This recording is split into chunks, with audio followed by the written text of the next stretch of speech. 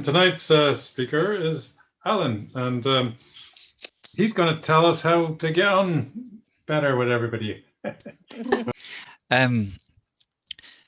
First of all, hello, and thank you very much for inviting me. My camera is up here, so I'll try and remember to look up there. Otherwise, I'll be looking down, because I'm looking at your faces addressing you, so it's a bit complicated. Anyway, thank you very much for inviting me. Thank you, Damien, for your reassuring words of welcome the other night when we did a wee test. And thank you very much, Joyce, for suggesting that I do this talk. I'm very honoured, I have to say, to speak with you, because I already feel welcome, because you know, I said to Damien last night, you could finish my sentences for me, because you already know what the phenomena that I'm going to be speaking about. I don't need to convince you that there's something else, you know, out there, and that we are all connected. Margaret, I've just been warbling so far, so don't worry, you haven't missed anything. So anyway, a wee story about what happened to me today, just while I collect my thoughts. If any of you were connected with the ether this afternoon, and you were thinking of me, and about 4:30 you suddenly felt this chill, then don't worry, because reports of my demise have been very exaggerated. I was simply falling backwards into the Forth and Clyde Canal from my inflatable dinghy. Now, my dog had very sensibly already abandoned ship, and man's best friend didn't do anything at all to help the situation. You know, he didn't do his Lassie the Wonder Dog to run off and get help, or, you know, come and haul me out or whatever. I was wearing a very good life jacket, so my head didn't even go under. You know, my hat was dry. I'm in the Forth and Clyde Canal Society. So what I did wrong was that rather than use the scientific method I used the last time, which was to grab the grass and crawl up the mud, which worked, I decided that I would stand up on the bow end of an inflatable dinghy, and that would be okay, and then I could step onto the bank. So strangely, the laws of physics, I wasn't exempt to them, and I ended up in the drink. But anyway, I'm fine. But the reason why I'm telling you this, and I'm starting with this, because when I was going along in this little inflatable dinghy, which is frankly ridiculous. I mean, it's a wee thing out of a paddling pool, basically. And judging with all the smiles along the banks, everyone else thought it was ridiculous, but great fun. You know, with my dog sitting on my feet and, you know, just rowing along. It was so serene. It was so lovely just to be away from all the noise and all the nonsense, and just rowing along utterly pointlessly. There was no point to it. You know, we weren't going anywhere. It took me an hour to do what I would normally do in about maybe 20 minutes walking. That's how slow I was going. I was kind of going round and round and drifting quite a lot because it was so lovely. But I thought to myself, what a metaphor of life it was, to be doing something which is beautiful and which is serene, and which may at some point, if I do enough of it, have a bit of an effect on me. Because like everyone else, you know, most people have gained a little bit on lockdown. And, you know, to be in the fresh air and the sunshine and vitamin D and all the rest of it. So, you know, there's all that. But mostly it was just fun and just being alive, you know, and sharing it with my doggy, who I love very much, and with the other people who are passing. And I was thinking, what a metaphor of life, that here I am in this flimsy little boat and it's all going well, very aware that at any point the bottom could fall out the whole project.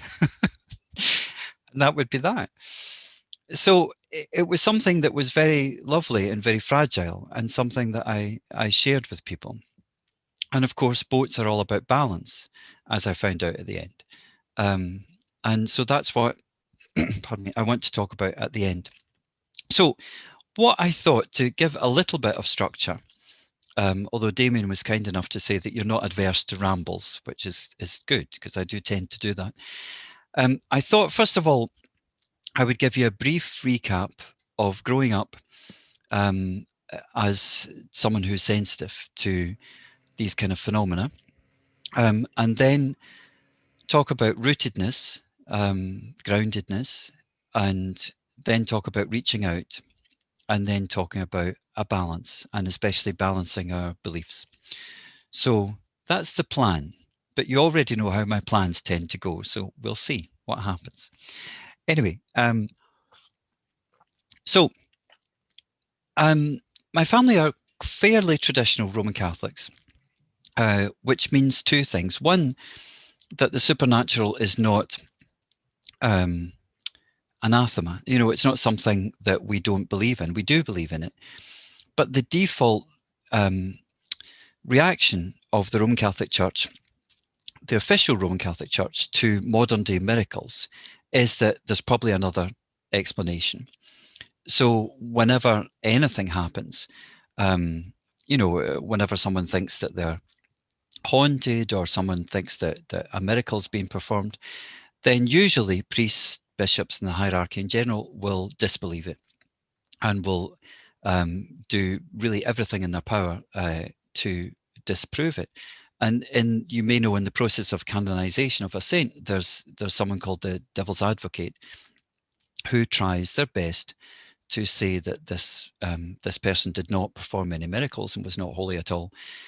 So what I mean by that is that I grew up in this mixture of spirituality, but also practicality, because the kind of spirituality that I grew up with was, it can be a little bit of a conveyor belt. You know, you're born Catholic, you know, you're baptized, confirmed, and, you know, you do all these things, and it's just kind of assumed that you and all your classmates and all your friends, especially in the west of Scotland, although things are changing, thank God, nowadays, will all be doing the same things. And I know that's not unusual in some Christian churches. However, there was a couple of influences on me, and one was fantasy literature. I remember when I was maybe about 8 or 10, reading a book. I can't remember if it was by Madeline L'Engle or Andre Norton.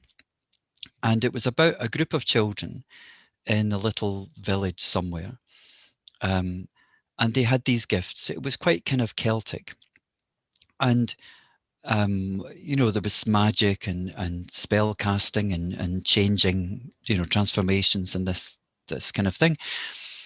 One of them had the gift of sight, of second sight, but she could only exercise that gift when she was asked questions.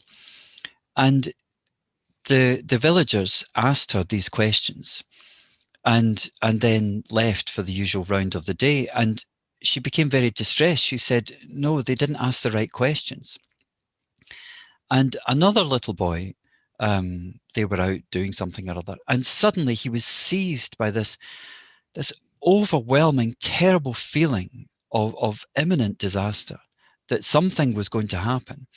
And he ran into the village just beside himself and just shouted it out, you know, they're going to attack, they're going to attack. And he had no idea what that meant and who they were and when this was to happen, but he just knew that he had to say this. It just came out of him. And I remember in the book that, of course, there was a war party, and so the villagers were warned and saved. And I remember being very struck by this, and the villagers talking about this little boy and saying that this was unasked sight and that this was so rare. And I don't recall anything like that when I was growing up. But I'll come back to that, because there may have been some experiences that I didn't interpret that way at the time. And then the other thing that happened was, in my secondary school, the latter part of my secondary school, I became involved in the Catholic Charismatic movement, which is similar to the Pentecostal movement. It's a very enthusiastic movement about spiritual gifts. And so modern day miracles are very much recognized there. And the idea that we're all connected and that people can feel what happens with someone else was very welcome, and it wasn't considered strange at all. In fact, one of my cousins is still very involved in that, and this is her interpretation. When I've sometimes phoned her up and said, "Are you okay?" I just felt something, and your name came into my head, and she talks about being a burden bearer and bearing each other's burdens, and this is a phrase in the Bible. So there was available to me a way of understanding these phenomena from that perspective. But still, I was going through all sorts of things. I was getting into private prayer myself in a kind of contemplative way, and going quite deeply into that, and then all the usual storms of adolescence, and it was only really I spent a year as a Capuchin Franciscan friar. If you've ever seen the film The Name of the Rose, Sean Connery, the character he plays, is a Capuchin, and Capuchins are named for the hood, and it has the same name as the monkey, the coffee, and the monk.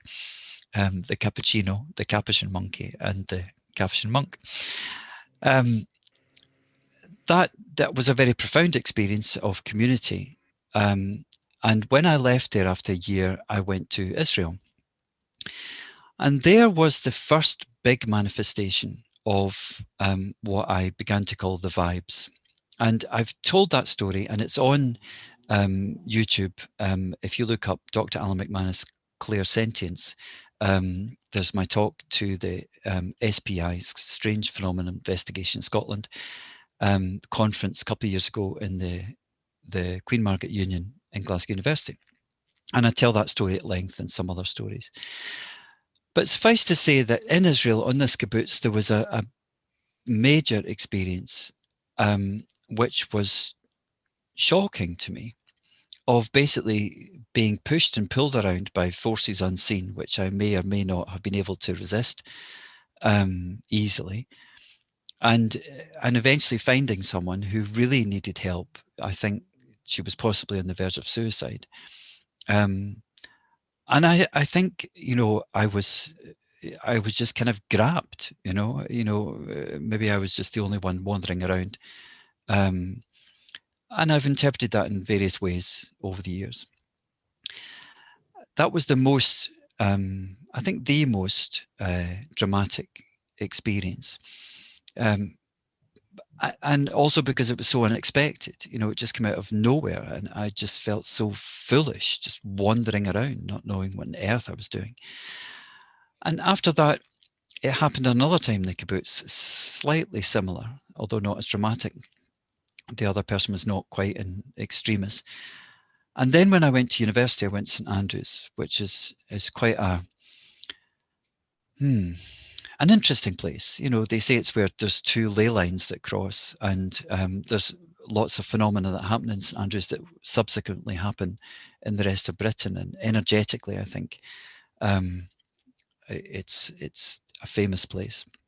And there, I really opened up in many ways, and opened up to a sense of community, with people from all over the world. And one of the things that happens in St Andrews is that there's a kind of a buddy system called the family system, where you have academic mothers and fathers and brothers and sisters. And of course, it's a huge excuse for flirting, but it also means that the years mix, which doesn't always happen in other universities, and the disciplines mix. So it can be very much an experience of openness.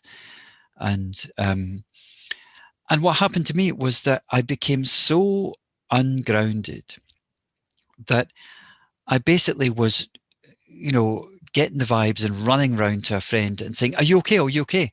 And he or she would be like, "Oh, I just, I got the vibes too. And I wonder if it's this one." And then we'd all run around there together until all of us were just running around St Andrews, all anxious, all worried, who was vibing who. And we were all completely off our heads, too much coffee, no sleep, and just crazed. So we weren't doing anyone any good whatsoever. It was just, let's all be crazy together. And so, after a few years of that, because I take quite a while to learn, I decided it was time to, kind of shut things down a bit. And I think I did successfully for a while. And I didn't really connect my experience at that point with that decision. And I don't know how conscious it was. But I remember I was living in Paisley. Now, I do love Paisley. I have family who live there.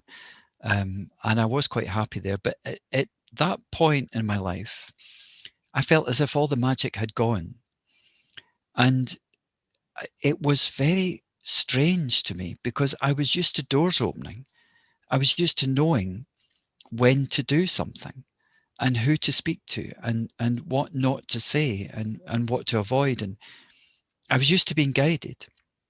And suddenly, I couldn't access any of that.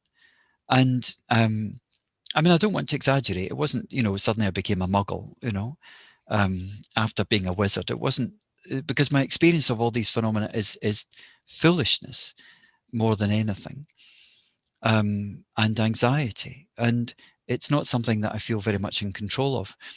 But suddenly it was all gone. This sixth sense was gone. And I was left with the nuts and bolts and the grind of life. And it was good for me because I realized that this was many people's experience of, having to react to what people said, their words. I know this won't sound extraordinary to you, but mostly when I say it to other people, they just look at me and think, well, what else would you react to? You think, all this, everything that you pick up from people, that's what I react to. I hardly even listen to what people are saying because I'm already getting it. But having to just go with that and, fill out all the forms and cross the T's and dot the I's and not get any, not go forward unless I took one step at a time, instead of sailing around. That was extraordinary to me. And it was very, very valuable. It was extremely grounding and very humbling. And I think I learned a lot of life lessons during that difficult period. And I don't know exactly when things started happening again. I think I taught English for a while. And of course, they do say travel broadens the mind. And, I lived in Brazil for 3 years. And the Brazilians, you don't say to them, do you believe in the supernatural? Because it's like saying, do you believe the sky is blue? And in Brazil, the sky is usually blue. So, of course they believe in the supernatural. It's there. It's just a given. And what was difficult for me was coming back home to Scotland, and having to kind of psychologize all my experiences in Brazil. Like when I'd literally seen a ghost, and which I don't do often, but and I talked about this. I remember I was talking to some friends in a posh little flat in Edinburgh, and the window was open. I was telling them this whole story about being in this house with an influence and what I did to try and manifest this influence and allow this influence to move on. And suddenly this big black cat jumped in through the window, and the girl I was talking to screamed because I was disturbing her so much by being reasonable about the unreasonable, because these things are not supposed to happen in Scotland. But of course they do, and we all know they do. But, and especially in the Highlands and Islands, people talk about them more. But, we have to do this kind of facade so we don't worry people. And that was quite tiring, and it was a kind of a double speak that I had to learn. So, and I think things have really kind of continued from then. I feel I'm more kind of balanced now. That I think the last time that something really strongly happened was I have a friend who's in China, and I tend to pick up. So it's emotional reception. I don't know whether I can really claim to be clairsentient or whether I'm an empath who gets it right sometimes, and sometimes, you know, it takes a while. I don't have much control over it, but my experience is that I often pick up out of the blue a feeling which my dial is mostly, for some reason, set to anxiety, and it's mostly unexpressed anxiety. And I think it's because it's unexpressed. So there's no other channel. So, for instance, I lived in San Francisco, near San Francisco, for a year, and there I was just thinking about it the other day that I didn't experience an awful lot of this. And I think the reason is because there's nothing that they don't express over there. It's all out the whole time. And that was quite overwhelming, but it was also kind of refreshing because I didn't have to deal with this, how are you? I'm fine, and you're just getting two messages at the same time of, verbally you're getting I'm fine, and your gut is just getting completely something else. And you think, well, which one do I address? But anyway, recently this friend of mine who lives in Shanghai, he's Italian. I haven't seen him for years, and he's a very lonely person. Unfortunately, he has very low self-esteem, and he was having terrible problems with his visa, and being in China, an authoritarian government. I have a lot of Chinese friends who I love very much, but I'm not naive about the situation there. This guy was very worried about being thrown out, and his company weren't really helping, and he found himself in a police cell at one point being questioned, and there's a time difference, and I was on WhatsApp at that point, and I would just WhatsApp him and just go, "What's happening?" Because I was just going crazy. And he'd say, "Alan, how did you know? How did you know?" We'd look at the time difference, and he'd say, "Oh, that was 3:30. That's when they arrested me. This is what happened." And I'd say, "Oh, for goodness sake, just tell me," contradicting myself because I just said to him, "Stop telling me," I said, "because I'm going to pick it up anyway, so you might as well just tell me." And so he's a case in point because he takes none of my advice ever. It seems to be a point of pride with him, and it's difficult because what I really want, is my ideal would be, I feel some twinge in the ether and I phone someone up and they listen to my words of wisdom, and they do some things, and it all gets better, and then maybe a gift arrives or something, and it's all lovely, and I feel great and they feel great, and it's wonderful, and I might even impart my wisdom to them and they might be able to do the same thing. And it's not like that at all. It's more that suddenly in the middle of the afternoon, I feel as if I've left the gas on, and or that I'm just start feeling incredibly guilty about something, and then I run through a list in my head of possible things, what could actually be happening, and I check my bank balance, and check my email, and think if I should be meeting someone or on Zoom, or one of my students is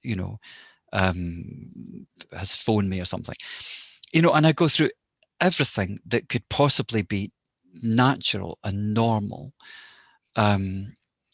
Eat something, drink something, figure out if I've had sunstroke, which being very bald is very easy. And when I've exhausted all these possibilities, then, sometimes I strongly get the feeling of it's this person, but often there's a kind of casting around. But if I kind of sit down quietly and just try and feel, and I've got a little crystal pendant which a friend gave me, and I sometimes put that on. I don't know whether it helps or it's just kind of symbolic to try and focus, and maybe just go through people who are close to me emotionally. It happens to me, it's about proximity, whether emotional proximity or to some extent physical proximity. So it's very rare that I would pick something up from someone who's not close to me physically or emotionally. But the emotional seems to trump the physical. And a name will usually just, ring true, that, and I'll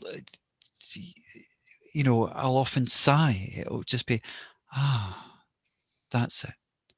That makes sense. That seems to fit somehow. But then, of course, I might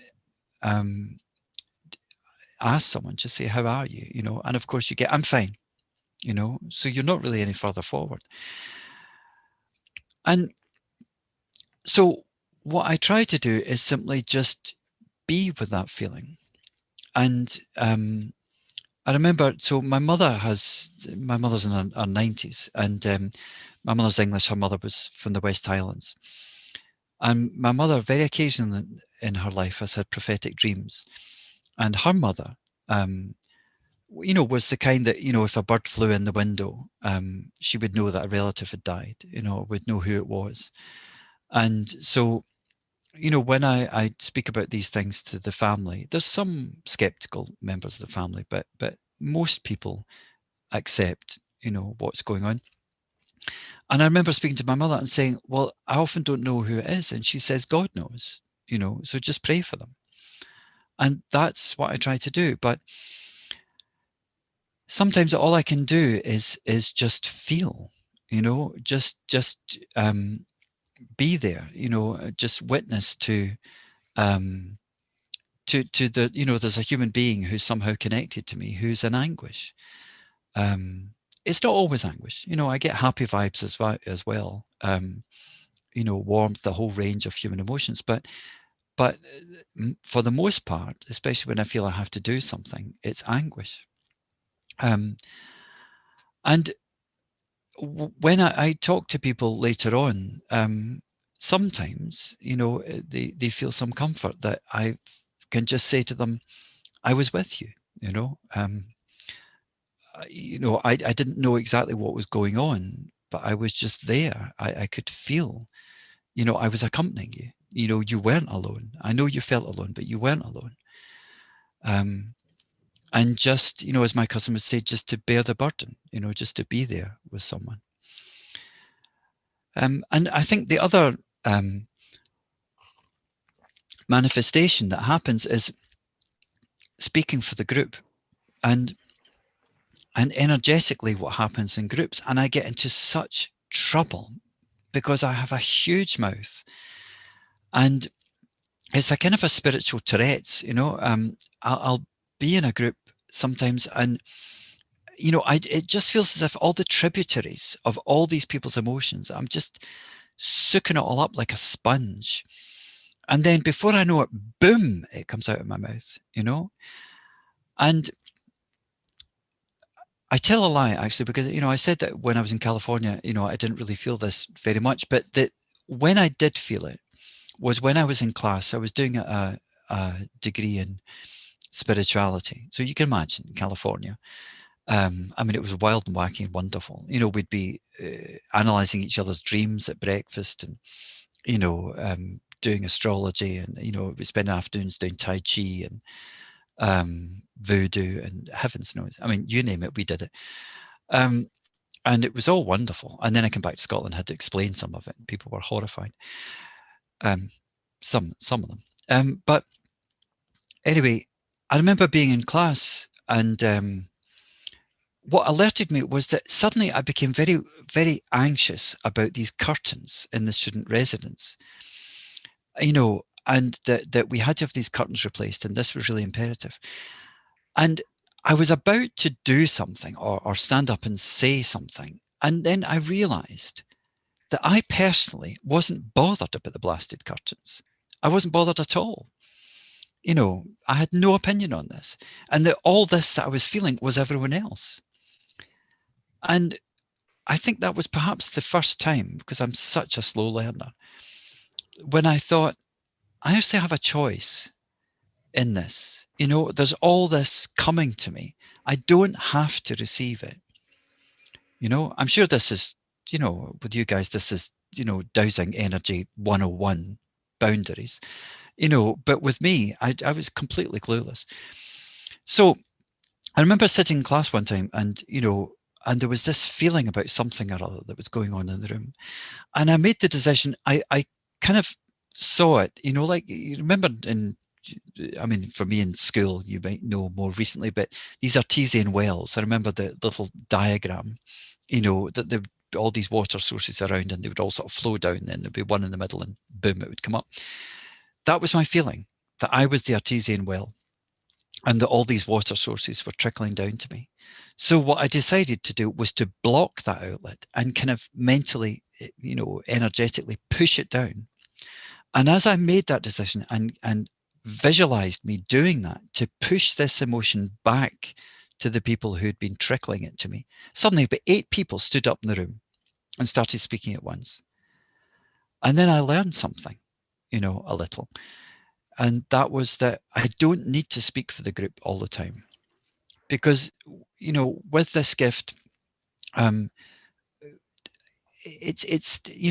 can be fairly easy to feel that you feel what's going on in the room and to articulate that. And of course, that's subjective and it's mixed up with your own experience, your own beliefs. But it can give your voice more power when you do that, and it can often be, it can often be welcome. But also you raise your head above the parapet, and you have all this energy flowing through you all the time, and you're constantly the big mouth, and that can be exhausting. Being a rebel without a cause constantly, of constantly voicing all this stuff, and it also means that other people are not voicing this stuff, so it's not always skilling people. There's a better word anyway. Empowering them. It can be disempowering to do that. Anyway, so I think what I try to do is I try to, first of all, still the noise. I'm very aware of the noise that is all around us, interior and exterior. I had 2 experiences in my life of a lack of noise. And one was when I was a friar, and I was living in this old friary in Wales, in the north of Wales. And we were silent a lot of the day, and we were alone quite a bit of the day. And there was only about 20 men together in a fairly uninhabited part of Wales. And my thoughts slowed down. They really slowed down. And my conversation was about Christ and about St. Francis and about the church, and rarely about other things. And we had these conversations over dinner where we would speak to one person, maybe 2, slowly, and consider what they were saying. I'm not saying we were all venerable and wise and all that. Some people were, but it was the whole gauntlet of human beings in there. But it was a feeling of clarity and space and lack of clutter, physical clutter. I had so few things, so few possessions, and it was such a relief not to have things, and not to have all that input. And the other experience was when I lived with some anarchists. I was doing an ethnography, an anthropological study on them when I was at Stirling University. And they were living up the Pyrenees. They were trying to save a Basque village from flooding. And it was being flooded. There was a dam that the government was putting up, and it was mostly so that people in the south of Spain could have their posh golf courses. So it was very unnatural use of the environment and the water, and these beautiful villages going underwater. And so they were protesting, and they were living there. And I went and lived with them for a while. And we had no electricity, no running water, and it was very back to nature and ecological and all the rest of it. And again, it was the whole gauntlet of human beings. And actually, the 2 communities reminded me of each other considerably, which I used to say to the anarchists, and they thought this was hilarious, and they started calling me Brother Alan and all this. But I remember coming down the mountain on this little bus. You know, you had to sort of walk down the mountain and then stand and catch the bus as it whizzed by. And getting on the bus, and the radio was on all over the bus. And then getting into a shop, and you know, the radio was blaring there, and the noise that's everywhere, and we take it for granted. You know, the little machine in the checkout speaks to you, and keeps on, you know, until you do everything and get your shopping and take it all out. And you know, the traffic lights speak to you, and the bank machine, you know, some of them speak to you, and you know, and there's social media, and there's the television and the radio, and you know, you know, people in the street as well. I mean, that's welcome, but there is just so much noise, and so much urgency about, you know, you have to care about this, you know, this, you've got to retweet this, and you've got to share this, and you've got to sign this petition, and it's absolutely urgent, and if you don't, you're a bad person. And so, and it's all exhausting. I'm only on Twitter, and I write on WordPress, and I took a break over Lent up till Easter, the 40 days up to Easter. And, you know, I'm tempted to sometimes go and look at it again in case someone sent me a personal message, but I've done that, you know, once, I think. But it's a break. It's a real relief to do that, and to realize the world keeps spinning without me, you know, that I don't, you know, people don't need my pearls of wisdom in order to get up in the morning and function. And that can be a shock sometimes, you know. So there's all this noise. And so my point is that when you have a gift like this, a sensibility like this, the first thing to do is to try and cut down the noise, because otherwise that little voice that's going, help me, is not going to be heard, because it can be so small and so still. And if you're in this, you know, tumult of noise, then it can be so disturbing. And I think, so I know nothing about dowsing,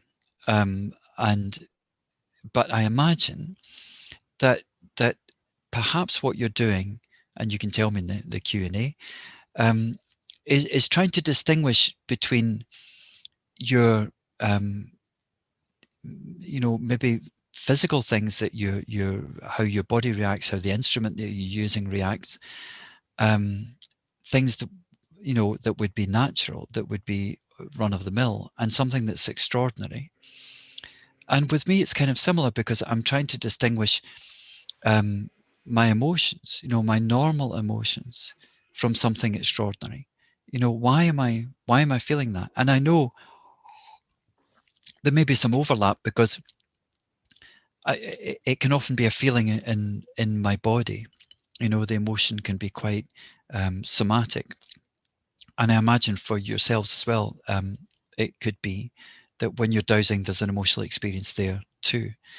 So it may be just a difference in emphasis, but it's the same sort of thing, I imagine, to try and focus and try to ignore all the other intervening signals, and try and kind of discern. So I think, as well as cutting out the noise, I try to be rooted. Now, I must confess, and Joyce, my confession is to you.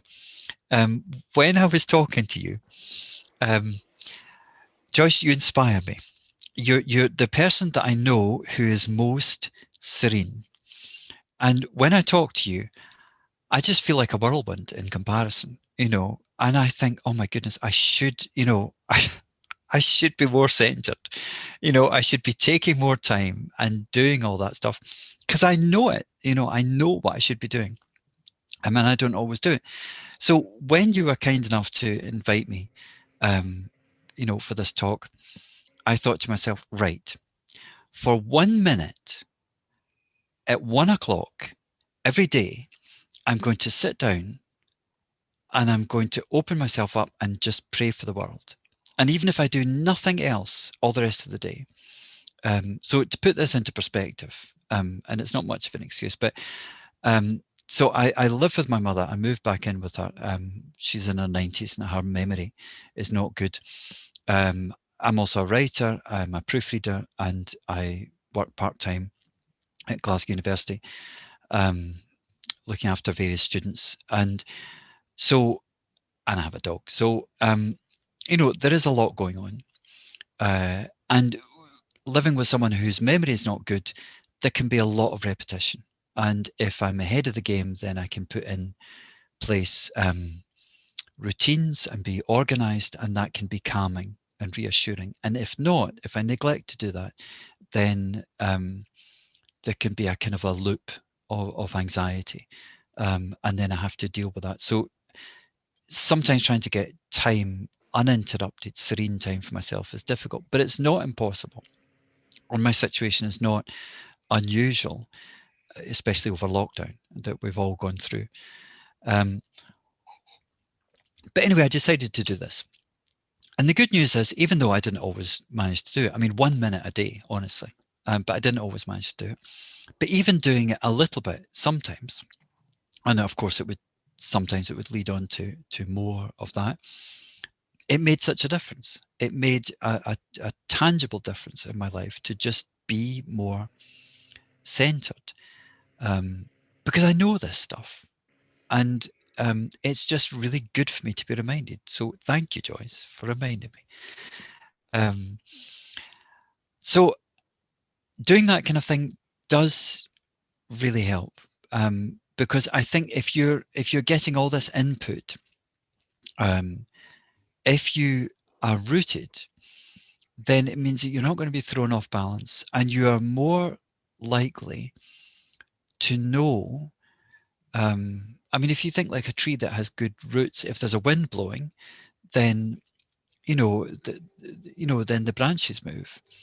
But if the roots are falling about all over the place, then the branches are going to be moving anyway. So basically, if you're stable, then you can feel where there is some instability and that it's not you. So it helps. Conversely, the reaching out, when some friends do understand what happens to me, well, there are some people who don't. Some people who have accused me of being mentally ill, and I'm not ruling that out. I'm not saying that I'm not, to some extent crazy, but that doesn't mean, that this isn't also true. I remember that wonderful line in Harry Potter, when they're sitting in Dumbledore and Harry Potter sitting in King's Cross Station, and Harry says to him, "Is this real, or is it just in my mind?" And Dumbledore says, "Just because it's just in your mind, Harry, it doesn't mean it's not real." And that's wonderful. It's just absolutely wonderful. And one of the things that I pondered when I was in California, we did a lot of ecological work. And one of the things that people there was a wonderful woman called Joanna Macy who gave us some classes, and she did a lot of deep connection with the earth and healing. And one of her connections that she made was that often we may have a wound, and it's that wound which enables us to relate to the wounds of the earth. And I think that because the reductionist psychological explanation for what I experience is that I have free floating anxiety from issues, and therefore, when I can find some victim to shove that anxiety on, blame them for it, then I project it onto them and I distance myself, and then I feel more psychically whole. And then, if I get bonus points for, being the nice guy and saying that I was generous enough to feel their pain and all that sort of thing. That's if you want to reduce it to a kind of mechanistic idea, which some people that I've talked to do, then that would be it. And I'm not dismissing that. I'm not saying that that doesn't happen. I'm not saying that I'm the most balanced person, or that my motives are always pure, or that I'm always, psychologically sorted. And my point is that I don't think you need to be. I don't think you need to be whole and healed and pure and completely balanced. I don't think you need to, do yoga 2 hours before you have your macrobiotic breakfast and wear purple and, and always be serene. And if you can do some of that, then great. But even if you're a bit frantic and a bit disorganized and a bit all over the place, then you can still feel, you can still be connected with people. I remember there was an interview, I think it was, I've forgotten her name, the Swiss lady who is famous for, Elizabeth Kubler-Ross, who's famous for her work with the dying, and who wrote 7 Stages of Grief. And I worked in a hospice. It was one of my first jobs years ago, just before I went into the Friary. And her work was very important to me, about the stages that people move through, the dying and the people around them, the denial and the bargaining and the anger and the depression and eventually serenity. I missed out half the stages, but anyway. And I think she was talking to Mother Teresa at some point, and Mother Teresa was talking about prayer. And Elizabeth Kubler-Ross said, I'm Swiss, I'm very rational, and that's difficult for me. And so I just find this really emotional that she said this. She said, all I can do is to hold the hand of a dying person and just be with them. And I think that's beautiful. It's absolutely beautiful, because I've done that. Just to be with someone. And even if you're there, in the most practical way, even if you're just, sorting out their bedpan, giving them their breakfast, just accompanying them, in their vulnerability, in their pain. That's a great gift. Even if you don't feel that you're doing much, that even if you don't feel particularly balanced, just the fact you're there. Conversely, at the same time, there has to be balance. And I think that I started off by saying that I grew up in a traditional Roman Catholic environment where there's this balance of a belief in miracles, but also a pragmatism and a practicality. And I think the balance that we can bring to these kind of, this kind of gift, this kind of sensitivity, is very important. And in all the great traditions, I think that kind of balance is counselled. St. Teresa of Avila, who was famous in Spain for the revolutionary and very dangerous practice of interior prayer or mental prayer, which was not accepted by the Spanish Inquisition at all at first, because it was very dangerous and unorthodox, because they wanted to hear what you were saying, because you could be praying something else, something that wasn't orthodox.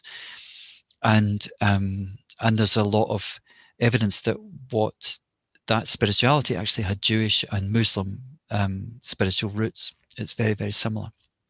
And it's about, a lot of it is about not knowing and being in darkness, and the realization that God, whatever we call the divine, is so other than us, as well as being very much a part of us, that any names that we give that experience are inadequate. And all of that was so dangerous. And so St. Teresa of Avila was an incredibly spiritual person, and yet she was also extremely practical. And when people recommended girls, young women, for her convent, she used to say, don't give me the spiritual ones, give me the sensible ones. Because the sensible ones I can train to be spiritual, but the spiritual ones that aren't sensible, there's nothing I can do with them. And I think that that kind of pragmatism can be helpful for those of us that that have these sensitivities, because otherwise we're buffeted all over the place, And I don't claim to have got it right. I'm only 55, so I'm still learning.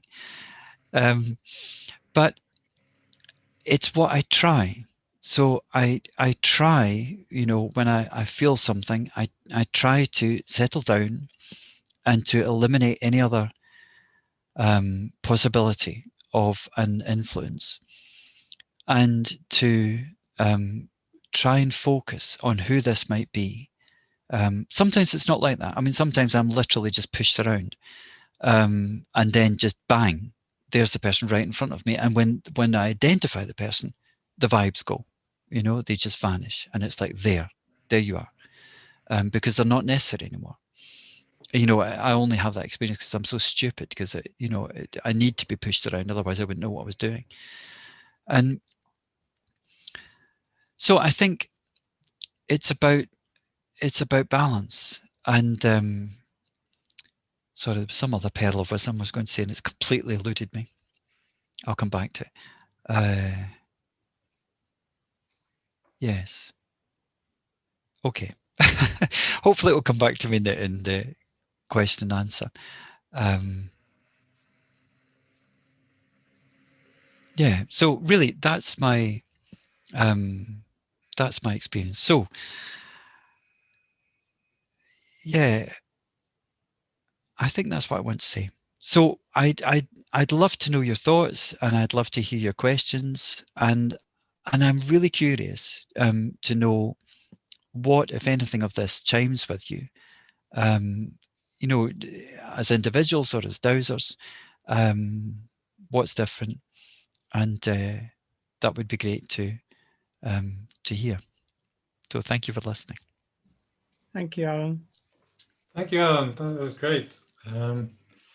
So, if anybody's got a question or a comment, you can unmute yourself.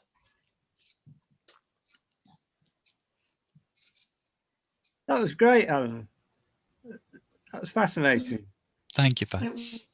But right at the end, your intuition failed you because you couldn't remember what you wanted to say.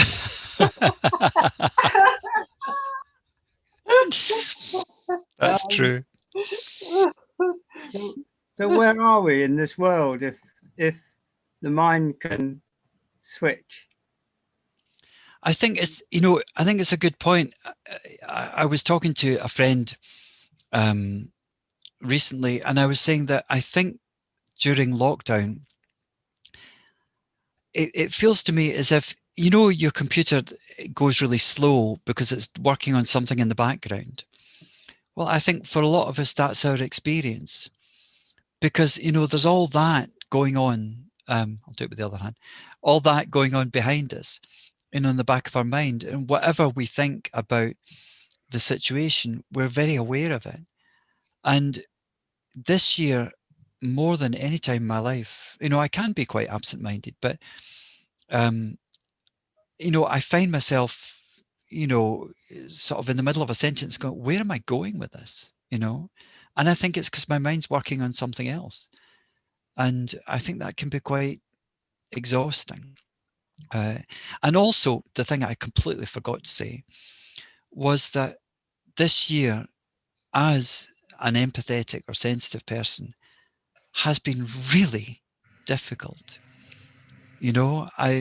Because they often say, if you're living with someone and there can be a charged emotional atmosphere, then when you go out, then you have a sense of relief. Well, this year it's been the opposite. I go outside the house and it's like, oh, wow, I mean, sometimes, if there's been one of the, lunchtime broadcasts with, it's been especially dramatic, sometimes I've just been walking the dog and walking along, and suddenly it's like, oh my goodness, what?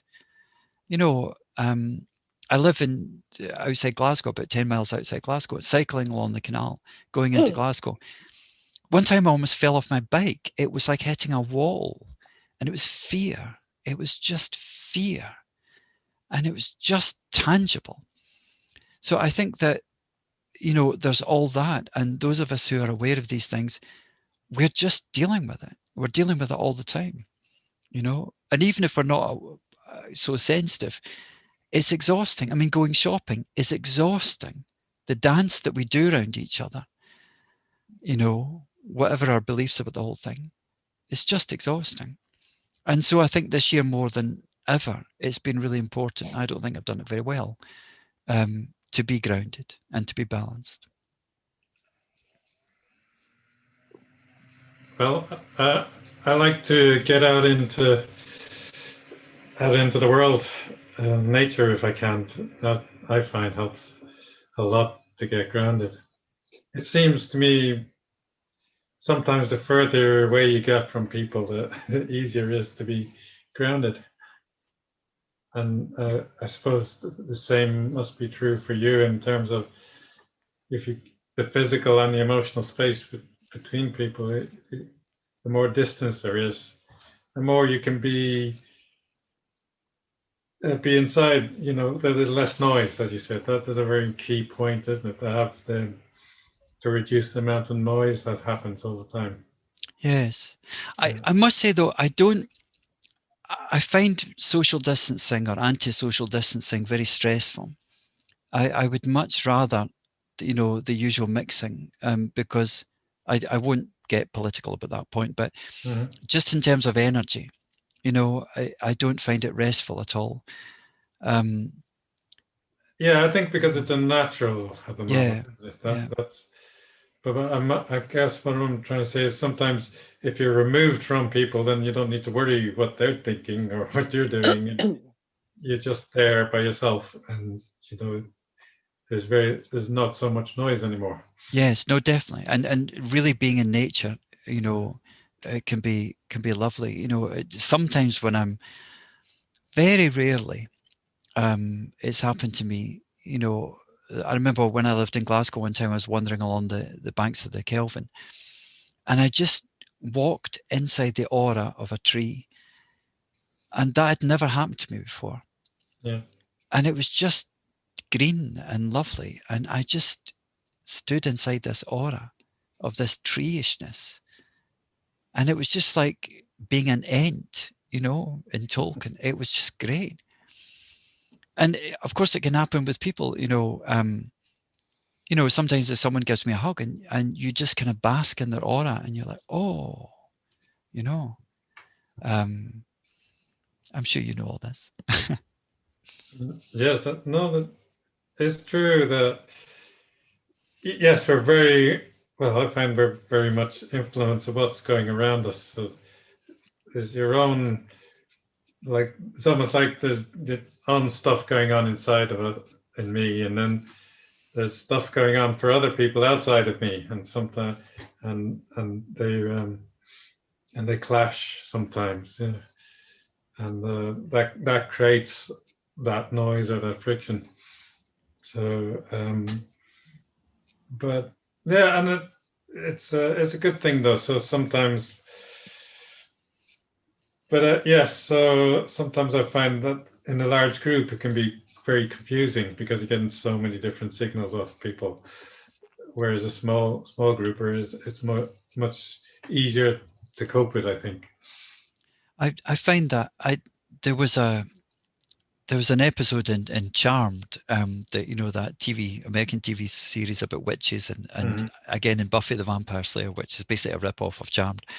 I love both of them, but in both episodes, both series, a character gets the gift of telepathy, and telepathy in Greek, it means far feeling. You know, we associate it with reading minds, but it means feeling.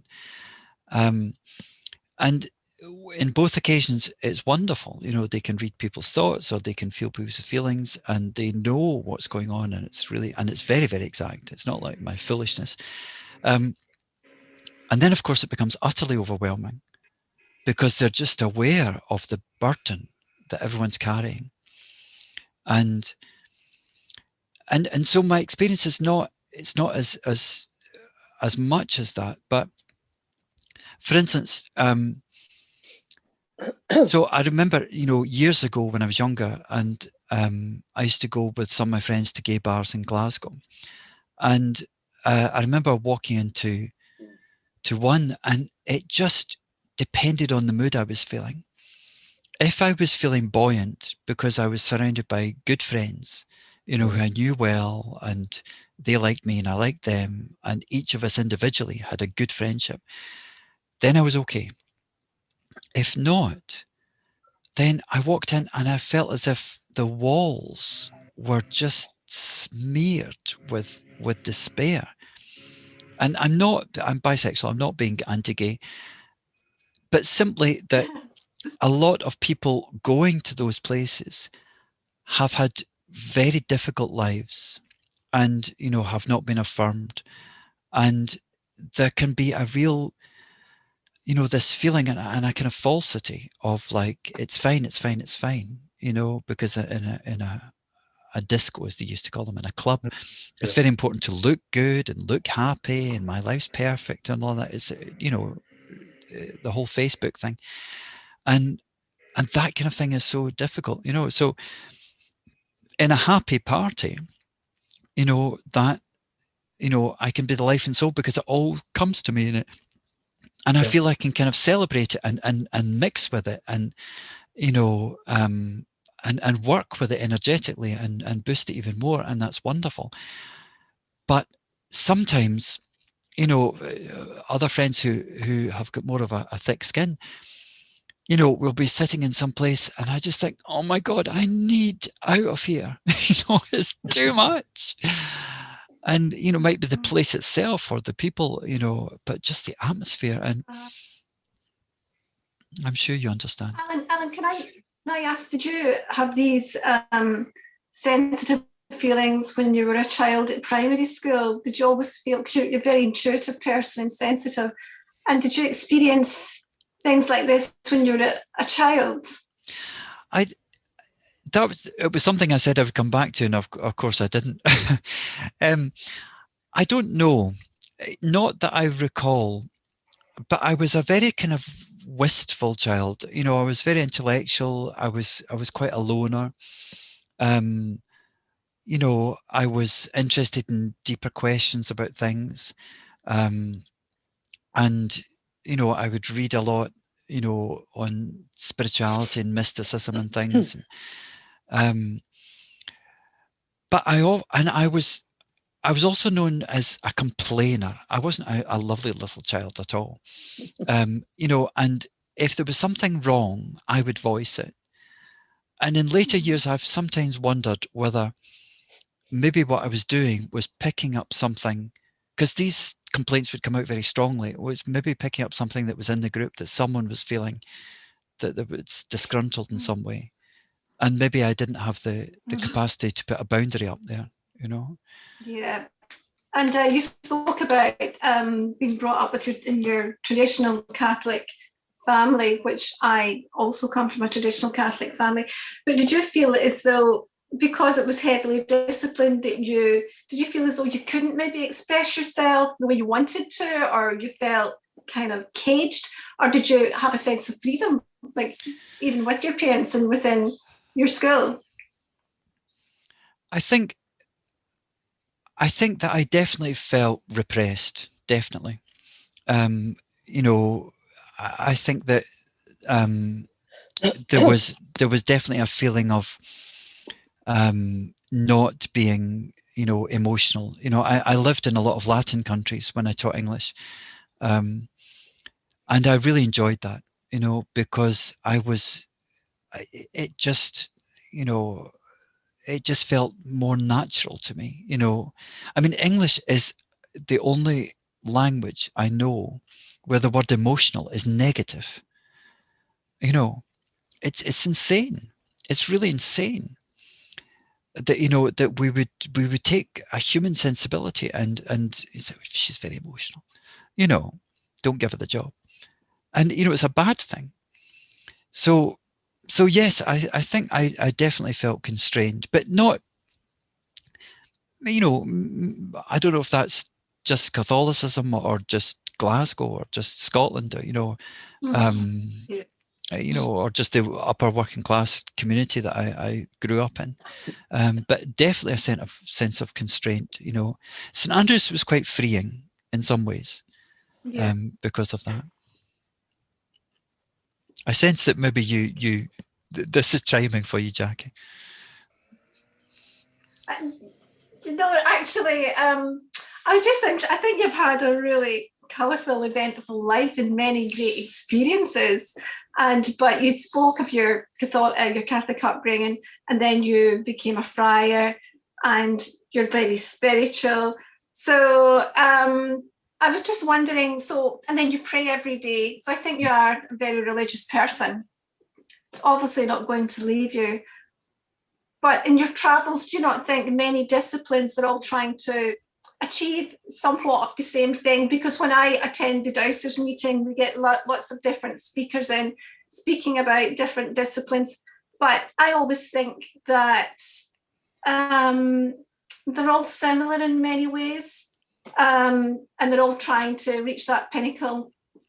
And I don't think in some of them there are many crossovers. But I also think that when people I also feel very spiritual as well. I believe in the spirits, and so lots of the things that you have spoken about this evening, I can relate to many of them. I think when I lived in California, I did a class in voodoo, and voodoo is a religion, an African ecological spirituality, based on karma and connection between people. And it's been demonized by white people, and as a way of conquering black people, because, you know, if you can say that people are evil, then you then give yourself the right to take them over and impose your ideology. But there's a lot that's very beautiful about it. And yes, there is, you know, I mean, the most famous things are about revenge, you know, the voodoo dolls and all that sort of thing. But my goodness, as a Roman Catholic, I can't exactly say that we've distanced ourselves about revenge, you know, and about causing harm. You know, we've done all sorts of things. So voodoo was what brought me back to Catholicism. And that sounds odd, perhaps. But when you live in a place like Brazil, then, you know, the two are practiced hand in hand very easily. And what I realized was that I didn't need to take on my ancestral religion as a package deal. I could still be me, you know, I could negotiate my own place in it, which, you know, some Catholics wouldn't recognize me as Catholics. You know, they would say, I mean, I'm bisexual, I read tarot, I know, I'm interested in astrology. Yes. You know, all these, and a lot of people would say, oh no, that's completely incompatible. And it's like, well, I'm sorry, you know, there have been lots of Roman Catholics, you know, down through the centuries, who have been ceremonial magicians and, you know, all sorts of things. The Hermetic ways are very open to that. There's a lot of crossovers, you know, Kabbalah, and I'm fascinated by all that. So, you know, you don't have to give up the riches of your tradition just because some po-faced person doesn't agree with your broad-mindedness. Absolutely, I agree with you. Yes, interesting, very much so. Well, one thing I forgot to say, and I really should say when I'm talking to a group, is sometimes people are a little bit wary of me when I reveal this aspect of myself, because they say, do you know what I'm feeling? And the answer is yes and no, and it doesn't matter. And what I mean by that is that I pick things up all the time, you know, consciously or unconsciously. And I think that we all do. It's, you know, that, you know, people like ourselves are a little bit more aware of that. And people's emotions fluctuate all the time, constantly, even over minutes, you know, all the gamut of emotions, love and hate and boredom and, you know, and everything in between. It's all there and it just flickers. And I don't, you know, so I mean, today I love my mother very much, you know, and we had Mother's Day and we had her birthday, you know, and, you know, we did all sorts of lovely things together. But when I got back, you know, Drúkit from the Forth and Clyde Canal, and I'm standing there in my inflated life jacket, you know, with carrying the boat, and Mother announces that she's going up the shops to buy some soy milk, you know, then, you know, we stand there and basically have a starehead Barney, you know, because I tell her that there's no way she's going up the shop, you know, because I know people's odd reaction to elderly people shopping alone, you know, and, you know, so we have a huge argument, you know, and I, you know, sort the boat out, go upstairs and have a shower, come back down, and the carer is leading my mother back to the house because she's found her walking up the road. Now, Mum's quite capable of going up the shops, and usually she could do that and there'd be no problem. But at the moment, it's just not a good idea. And so she decides that she won't do it, you know, and Rose has led her back in, which is nice. And I explained to Rose that I'd fallen in the canal and that's why I wasn't keeping an eye on my mother. And Rose just nods because she's used to that kind of thing. And later on, my sister hands in milk, so we're fine. But what I mean is that if you ask me at that moment, when my mother and I are having a shouting match, what we feel about each other, it's completely different from what we felt, you know, about each other in the moment when she was sitting with all her presents and flowers on Mother's Day. And it doesn't matter, because neither of those passing emotions are what we really feel about each other. So yes, I get flickers of what people are feeling, and it doesn't matter, you know, because it fluctuates so much. So and I'm usually not concentrating on that. It's not. I'm not reading people's minds. You know, I'm not. You know, I respect people's boundaries, and even if I picked up something up, I wouldn't. That doesn't give me the right to talk about it or to bring it up, you know, or to corner someone. I mean, I could be wrong, you know, and it's only if someone invites me to talk about that, then I might lead into that.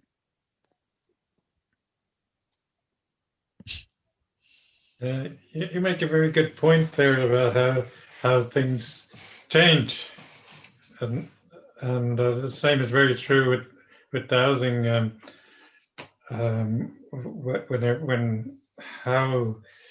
When you're going to do some work on dowsing, some people will get a different feeling or result for the same location or the same place and time, and a lot of it, it's what they're tuned in. Well, you mentioned the word grounded, so our way of it's what you're connected to at the time, I think, and so sometimes you can be like Pat does some great experiments with people about connecting to the sky and the ground and how that affects us, and that's a very, very powerful point, that things can change, and sometimes you can get a snapshot and think that's it, but it's good to be broader and keep coming back and trying out and seeing if it is the same the next day or in the next week. I think sometimes that we're stymied by our need to be either right or wrong. You know, we feel that if somebody else feels something differently from the way we feel it, then there must be something wrong with them or something wrong with me. It's our default programming, you know, things are right or wrong. And it's just letting it all be okay, you know, and not trying to justify your own position. And sometimes in life, it's about not having to justify, well, a lot of life is about not justifying any of your position and just allowing yourself to be you, allowing yourself, giving yourself permission to just be you. Yeah, it's okay to be just however you are. Yeah. We don't have to please it. Obviously, we're not going to be harming other people. That wouldn't be helpful. But to just let ourselves be okay with ourselves. Yeah. It's wise. I think, you know, there can be, you know, I use this word foolishness all the time, and there can be this desire in me to get it right. You know, sometimes when I speak about this, I feel a bit of a fraud, you know, because I would prefer that, you know, I have my wee crystal ball and I can just see what the heck's going on, and, you know, phone the person, say, right, this is what you're feeling, I know. And it's just not like that. No. And sometimes I just have to accept that. I mean, I usually find out somehow, you know, even if it takes a few days, usually someone says something. But sometimes I don't. And sometimes, you know, it remains a mystery, or sometimes it seems to be an overlay of, you know, there's various influences happening and maybe something happening in me, and then there's mixed signals. And as you say, Joyce, sometimes I just have to say, okay, you know, maybe the only thing I can do is just try it and just accept that I feel what I feel. And for me, I think the takeaway is that it's okay to feel what we feel. And the reason why I pick up a lot of anguish is because people have the message that it's not okay to feel what we feel, that there's a kind of morality about feeling, and there isn't. You know, if I hate someone, that doesn't mean, you know, I don't need to control my emotions. I need to control my words and my actions, you know. And I remember years ago, a nun from the Caribbean, when I was in California, and we were doing this sort of class in liberation and about being in various oppressing and oppressed groups. And we had to do this experience where she was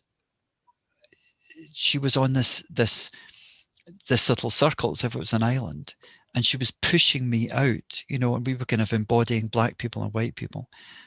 And it was incredibly moving experience. And afterwards I felt that we needed to kind of reconcile, you know, because we had sort of taken all this on and embodied it in front of the class. And she said to me something that shocked me at the time. She said to me, Alan, don't tell me you're not racist, because I can smell racism. And she was this wee nun, this wee brown nun from the Caribbean, looking me right in the eye with such moral authority. And I was terrified. And she said, that's fine. You can't help the way you were brought up. None of us can. That doesn't matter. What matters is what you say and what you do. And that was amazing to me. That just set me free. I thought, right, that's it. I'm not justifying what I feel or what my knee-jerk reactions are. They are what they are, you know. But let me just focus on what I say and what I do, you know.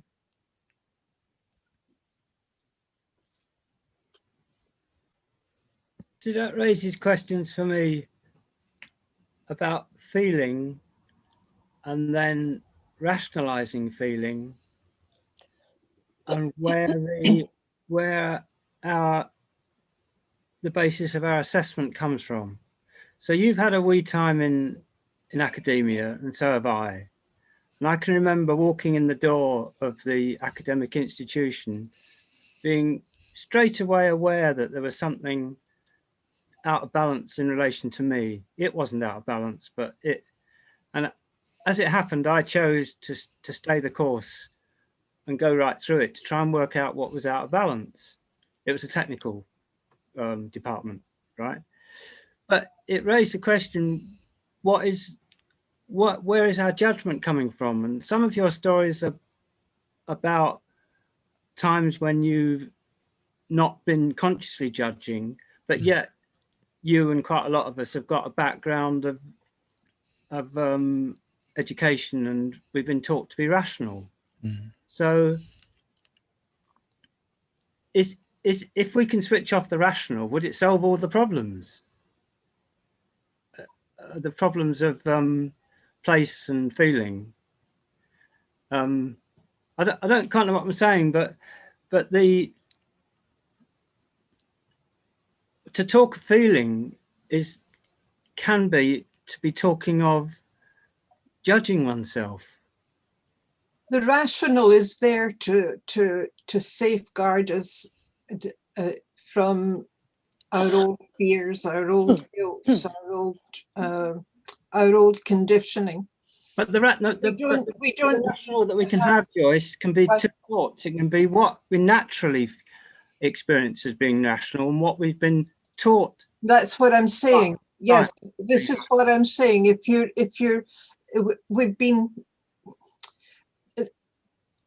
millions of years ago, we had to be rational. We had to think in terms of safeguarding ourselves, but we don't have to do that anymore. We're not going to have lions jumping out of the bushes outside my flat and devouring me, you know. Sorry, we've got the virus. Pardon? We've got the virus jumping out. Oh, I said lions, not virus. Yeah, but the virus is really there. The virus. Well, we can think about things in a very different way nowadays. We don't have the people who are afraid of the virus. Then yes, they're still in that mode of having to protect. We're still in that place. I'm including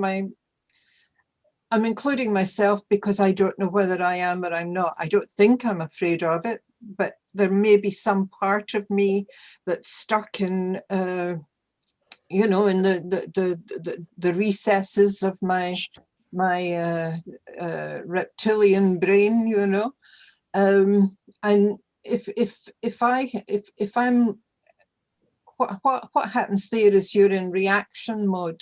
You're not thinking about things, and there are different ways of thinking. You can be thinking from the rational mind, and you can be thinking from a deeper mind, from a larger part of yourself, a part of yourself that's more connected with your spiritual nature. But you can't think from both places at the same time. You can only think from one or the other. And for me, the trick is to move from one way of thinking into a bigger sense of a place of thought where I really don't know what the answer is, and it's about getting quiet and letting the answer come. And so, I mean, for example, when I lived in Africa, obviously I was in amongst Black people all the time. And I would never have thought of myself as racist until I realized I had that part of me that was. And so what did I do with that? So I didn't try to rationalize it, and I didn't try to say, well, it's my conditioning. And I sat down with it. I sat with it, and I meditated on it, if you like, or I contemplated it. And I recognized it was simply an old fear of the unknown, things that I couldn't seem to control. And then I thought, well, why do I feel that I need to control this when I can walk in serenity and I can just simply go out there and see love where I saw fear previously, you know? And all of a sudden, all those Black people that I seem to have some kind of prejudice over, they were just, I was seeing them like the man next door in Paisley, or the women in the shops down in Esher, or whatever, you know, everybody was just the same, you know. So it's a different way of it. You have to start thinking differently. You have to allow space, not for your mind just to ramble on, but to allow a clarity of thought to just come. It's waiting to come in. It's just there. It's absolutely waiting to come in. It wants you to open to it, you know, and it will come if you give it space. You can get really clear about how things are. Yeah, so Alan, do you distinguish between a natural rational sort of being and what you've been taught to the way to be rational, you know, like education, academia. Okay, so I need to warn you that my PhD is in metaphysics. So it was based on the work of Robert Pirsig, who wrote Zen and the Art of Motorcycle Maintenance, which is a wonderful book. So a lot of that is philosophy, and my problem, and I was talking to one of my students who's Chinese the other day. My problem with academia is that there's an awful lot of people who use big words that they don't know the meaning of, and they divorce them from their story. And so here's a wee example. When I was studying critical theory in Stirling University, and critical theory is a lot of jargon, basically, sometimes helpful, but it's a lot of jargon. There was this word, and it was subaltern. And they were quoting this word. And this was basically from English studies. I was doing it in religious studies, the same sort of thing. And they were all saying, the voice of the subaltern cannot speak, and blah, blah, blah, blah, blah. And I said, hold on, that's an army word. Because my father was a soldier. He was in Second World War. And they said, no. This is from, you know, this academic, this Indian academic. I said, it's an army word, look it up. And I pulled down a dictionary, looked it up, and it's an army word. And it means the ranks in the army below that of captain or something like that. And I said, so in the Indian perspective, it means these people are brown. They're mixed race. They're not white, and they're not Indian. You know, they're you know, so that's why they can't speak, because nobody accepts them. Nobody thinks that they speak for them. So you've divorced this word from its story. And they hated me. They just hated me. Because, you know, I was saying, if you're going to chuck these words around, you know, tell us what they mean. Don't play that game of, you know, of using a word that other people don't know. When I taught English in Greece, I was in a classroom and I was teaching these wee boys, and they were about 6. And one of them says, "Avto inito paragmata." And it meant, is that the model? And the model was, I like, and then in brackets, tea, I like coffee, I like orange juice, and the I like, and then the brackets, was the model. But in Greek, the word for model is paragmata. And in English, in highfalutin English, we have the word paradigm. And if you use the word paradigm, then you're terribly posh and terribly academic, and it's all wonderful. And if you just say model, you know, or the usual thing or whatever, then, you know, people think you're common. But that's what it means. If 6-year-old wee boys are chucking about the word paragmata in Greece, it's just a word. It's just a wee word. And what academics often do is that they take a word which is a normal word in another language, which wee boys are using all the time, and wee girls, and then they you know, they elevate it, and it's, here is a word that I've got, and you don't have this word. And instead of gifting that word, you know, here's a word and here's a wee story, then they reserve it for themselves and raise their eyebrows. If you're not in the club that you haven't heard this word, then you're deficient, you know. And that's exactly the same thing that people could do. I mean, if you follow, I don't watch Coronation Street, but if you watch Coronation Street, you know, you could sneer at me because I don't know who this one is, or who married who, or who divorced who. You know, I know the usual answer is Ken Barlow, but apart from that, you know, I don't know. So any of us could make any of us feel small because we don't know something. But academics, not all of them, but some of them, tend to kind of define what is really important. And if you don't know this, then you're made to feel small. And that's an awful use of rationality, because rationality can be really useful. I mean, as Joyce gave a lovely example, it can really work with emotion. It can help to clarify emotions. And, you know, I think the challenge in the West is for us to allow them to come together. And I think that the way, well, this is Pirsig, not me, but the guy whose book I studied for my PhD, his solution is that they can unify in value, that it's about values, because what we value can be rational and it can also be emotional. And therefore we don't have to divide the world into here's the rational people and here's the emotional people. You know, we can pick up these kind of patterns of value, and that can be, you know, something that we can work with. And what I find, I mean, even in terms of jobs, I've had lots of different jobs, and I find that I'm most at home, because I'm thinking, Pat, what you said about walking into that, you know, academic space and feeling something was off. I find I fit into a group or fit into a job or a community because we have the same values, you know, not necessarily the same thoughts or the same emotions, but the same values. That's the harmony, you know, that chimes. Yeah, thanks.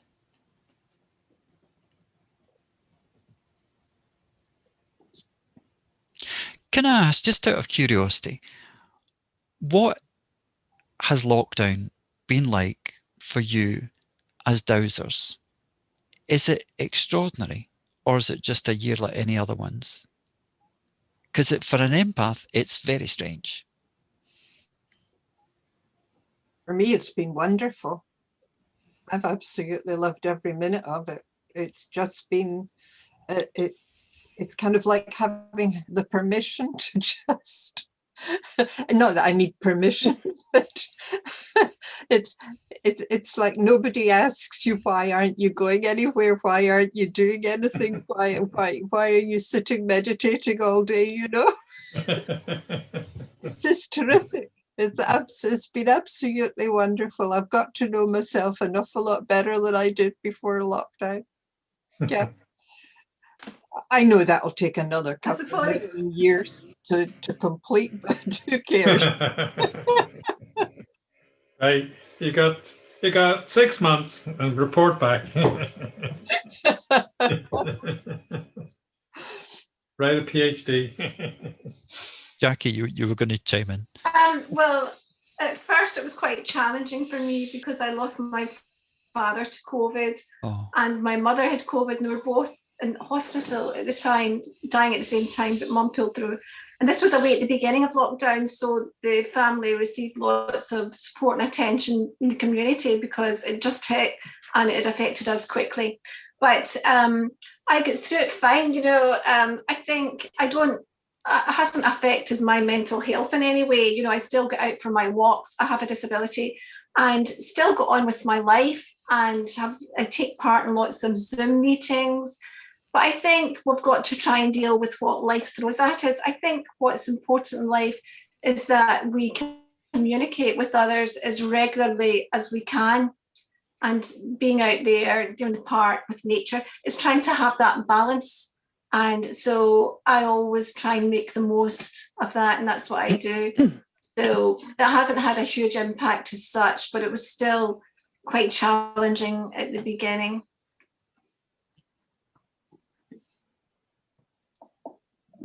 But you asked as a dowsers, so from a sensitive point of view, it's been a bit of a challenge because at the first couple of months, there was a fear factor in it all. You know, one could get frightened of what might be happening, and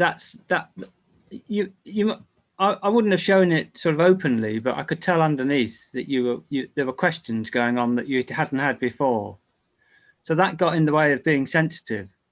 So you'd switch off certain sensitivities to allow these questions of what the virus is all about to dominate. So that was a change. But because I live by myself, I haven't got any overheads of immediate people that I've got to relate to. So there's not been a lot of big change in that respect, because you can still get on your bike and go anywhere, and you can go, you know, you go to the shops and that. The big thing that is missed is the socializing in the meetings, because that is a place where you get a lot of sensitivity, and I think you probably live off other people's sensitivities. That's why you go to the meetings. But so there's been a change in that respect. Someone else? Well, I found the first part of the lockdown last year utterly amazing in that the quietness of the world. Everything stopped. There were no planes in the sky anymore, and there were hardly any. I would go out outside. I know we weren't supposed to, but I would go out, and the streets were just empty, and it just felt amazing to the level of peace and quiet there was. So I wasn't really caught up in the fear of anything about myself. I just enjoyed that, the tranquility, and it just seemed to let the sky was much clearer, and everything just seemed to just. I know a lot emotionally there was a lot of fear around in the world, but it only seemed to be the humans that were worried about it. The rest of nature was just loving it.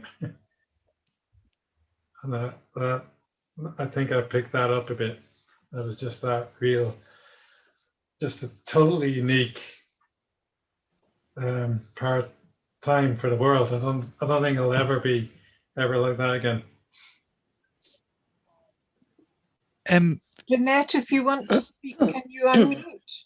You need to you need to unmute, Jeanette. Can you unmute, Jeanette? Thanks, Joyce. I was just going to say that it's the lady with the glasses who on my screen is just below you, Damien. Yeah. She was waving her hand. Yeah. There we go. There we are. That's it. Right. No, where you're talking about fear, I never had fear, but what angered me was that everyone is frightened. The fear that everybody, you pick up everybody's fear. Mm-hmm. Everybody's frightened. And that's made me angry because, but I haven't been frightened about the virus. But I feel everybody's frightened, and I think that's terrible. And I feel it's the media that's done it, but maybe, I don't know. There's constantly changes because of these things. There's constantly changes because of the media and things that are pushed out and that we don't know whether to believe or not. But the way that I've looked at it, we've had various illnesses within the family in the last year and a bit. And of course, not being able to see each other and be with each other is difficult. So my way of dealing with that was that my dad was Polish. He came to this country at the end of the Second World War, and he wouldn't have been able to go back to Poland because he would have been kept there. And we weren't able as children to go because we would have been kept there because we were of one parent Polish, born before 1961. So I kept thinking about how awful that was for my dad and how awful it was for us that we couldn't see the other granny when we could see my mum's mother. We could see her every day of the week, and it was difficult. So keeping things like that in mind, that at least we have telephones, we have iPads, we have computers, we have various ways of keeping in touch now that we didn't have when I was a child. So that was a way of me keeping things in perspective in that way. And I'll tell you, because of some of the things that you were saying, Alan, and you mentioned Elizabeth Kubler-Ross, I come from a very mixed background as far as religions, all sorts of religions, never arguments about it. My mum used to say we're all trying to get to the same place using a different mode of transport. So 28 years ago, come Sunday, it was Mother's Day on that Sunday, and my mum was lying in hospital, passing away. So myself and one of my brothers were at either side of the bed, and I had my mum's right hand in my right hand. My mum had taken rheumatoid arthritis and was severely disabled. Her body was more or less locked since I was a year old. So we were sitting there and we were just quietly speaking to each other. Mum had slipped into a coma by that stage. And I felt my mum's hand going out of my hand.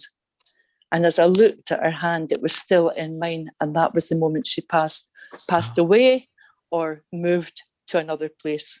And it was quite interesting. So that was something I was going to say earlier on. So I've said it now. Thank you. I'm just, it's lovely when people share, trust you with these kind of treasures, life treasures. Mm-hmm. And people can be very protective of these sensibilities, because I think we all have them. Some of us, I do as well, I believe. Yeah, some of us are more open than others, and if we open ourselves more and allow ourselves to feel these things. Mm-hmm. I remember when I learned, I see auras very, very weakly and only in one color, and only some of the time. But when I learned how to do that, the person that taught me said, "You've always seen these. You just didn't know what they were. You didn't acknowledge them." And I think the same thing about the vibes. I think we pick them up, but we often ignore them. And that, that lovely, feeling that you had, that experience, Mm-hmm. The authenticity of that, and that you have that awareness. It's there. Yeah, it's within the family. It's always there, in the DNA, I suppose, on both sides of my family. So we were taught not to ignore it, but to recognize it. And you do recognize when there's a difference between that moment, that type of moment, and what's just average. There are differences. So, and the fact it was Mother's Day as well, that was significant. So. Alan, what colour is it you see? You said you only see one colour. I just see light. Light. I just see a white light, and I'm not very good at it. But I just, when someone is speaking and they're really in their power, then I see them glow. You can just see the glow around them. And it's, and I sometimes freak people out, and I'm watching someone, and I sort of look to the side, and I'm like, wow, you're really glowing. And they go, and I think, Alan, shut up, But that's what I see, and it's not, I know some people can see, lots of different colors, and they can see different layers. I can't do that, but I just sometimes see this glow, Do you see that yourself, Jacqueline? So sorry, Jeanette, my iPad cut out. Sorry, I'm just back. So sorry, it was Jeanette I was speaking to. Is that right? Yes, I feel it. When I was young, when I was very young, I can remember I used to say to my mother, like, "Oh, there was a red person or a green person." All this, and my mother told me to be quiet. Wow. And that was really like kind of stamped out of me. So I kind of feel it, but that was when I'm talking about when I was very young, like 3, 4, Wow. And it was one day I was sitting in a bus, and I was sitting in a bus, and I'd been at a meeting, and they were talking about putting out healing thoughts, and you were to put out the colour orange. So I was sitting in the bus thinking about this person putting out the colour orange, and all of a sudden I thought, that's hopeless. It's a green person, and it was like, like that. I thought, I used to see colour, Wow. So anyway, that was me. So maybe as Joyce said, if you're open to that and you allow that to come, that can start to come again, and you can. I know. I don't know what I should do to do. I know, but however, but I feel it. The colours, Sometimes I think even just being believed, just. When you see these experiences, and there's people that say, okay, I get that, I understand that, and And when you meet, you know, I remember when I first started meeting people that had a similar experience to me, and I would say, wow, you know, let's talk about this. I remember meeting this American girl, and she was, when I was at uni, she was the first person that I knew that had similar experiences. And she said, don't you get happy vibes? And I said, not really. She's like, oh, you need to get happy vibes. You know, we just, you know, her dial was set to happiness and mine was set to anxiety, and we never worked out why. Maybe because I'm Scottish, she was American, you know, but.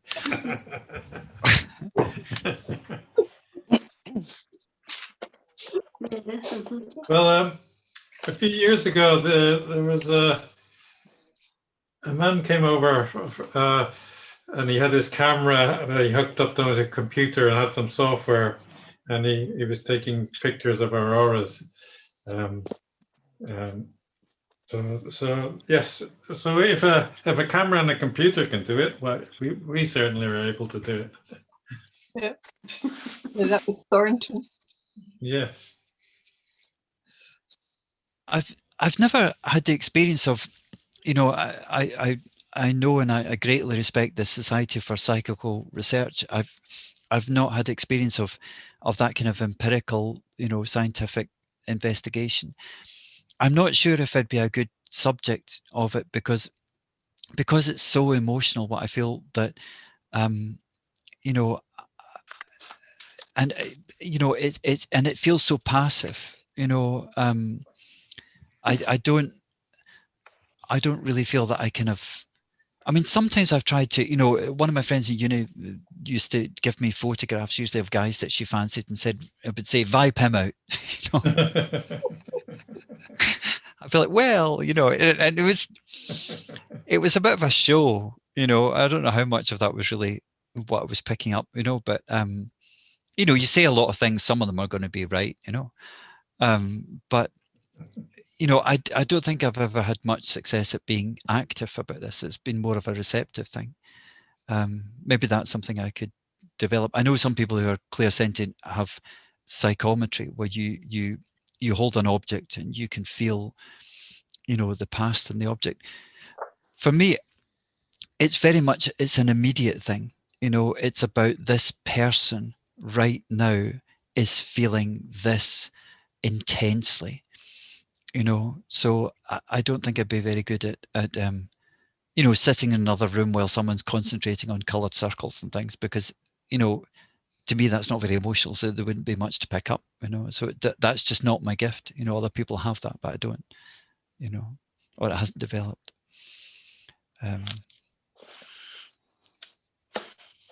Jean, can I just say thank you for smiling the whole time? when I've been talking, you know, it's just you and Mishka are right in the center of my screen. So it's nice to see the smiles. So I don't know if you want to put something in, or Derek or Joanna or Margaret, but and you don't have to, but just thank you for the smiles and thank you for the attention. That was very interesting. Lovely. It was. Thank you very much. Yes. Thank you. Doing that, Alan. Okay. Yes. Well, Hopefully meet traditional again. round of applause.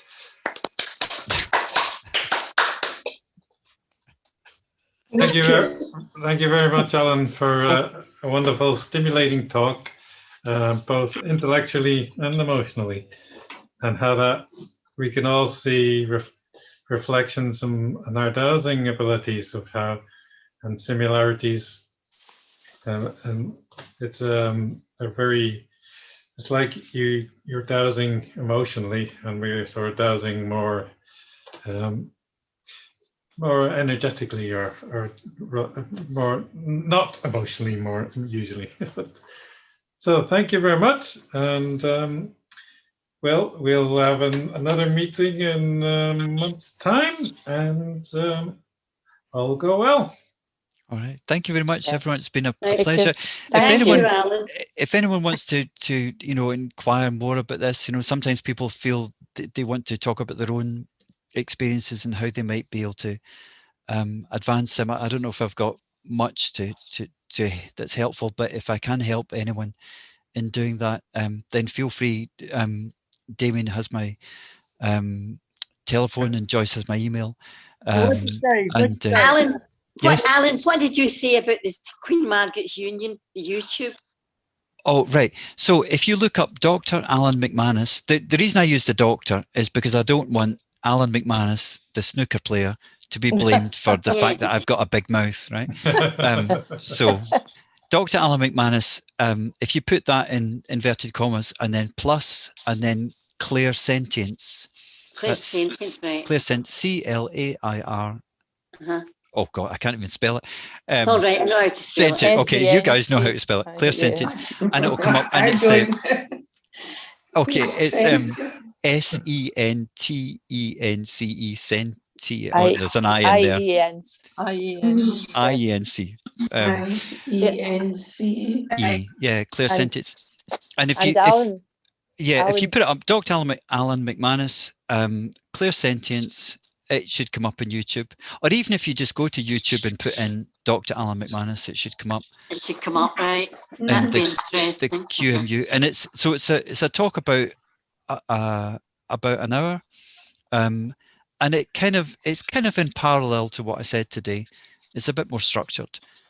Today was really rambly. Not at all. Thank you.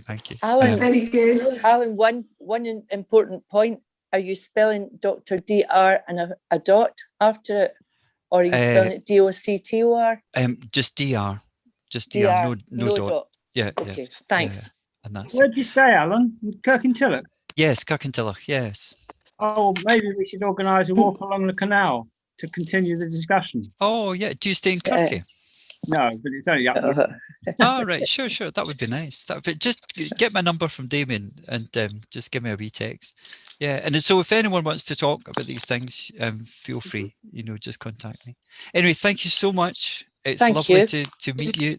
This has been my most favorite Zoom meeting. I don't normally enjoy them, but I've really enjoyed them. This one. You have such great energy, all of you.